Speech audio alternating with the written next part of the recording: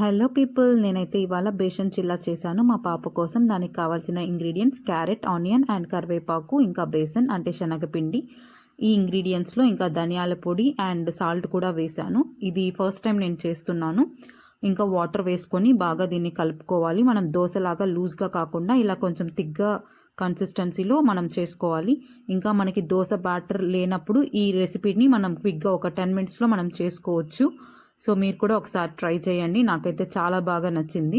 ఇంకా నేను గీ యాడ్ చేశాను. నేను మోస్ట్లీ గీయే ప్రిఫర్ చేస్తాను పాపకి ఏదైనా వంట చేసినప్పుడు. ఇలా దోశలాగా వేసుకొని ఇంకా అది బాగా కాలడానికి ఇలా ఒక పాత్ర అయితే నేను దాని మీద పెట్టాను. ఒక సైడ్ కాలిన తర్వాత ఇంకొక సైడ్ కూడా ఫ్లిప్ చేసుకున్నాను.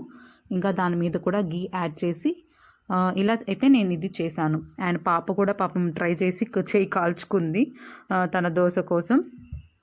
ఎవరైనా డైట్లో ఉండే వాళ్ళు కూడా ఈ రెసిపీని ట్రై చేయొచ్చు. నా ఛానల్కి సబ్స్క్రైబ్ చేయండి ఫర్ మోర్ సచ్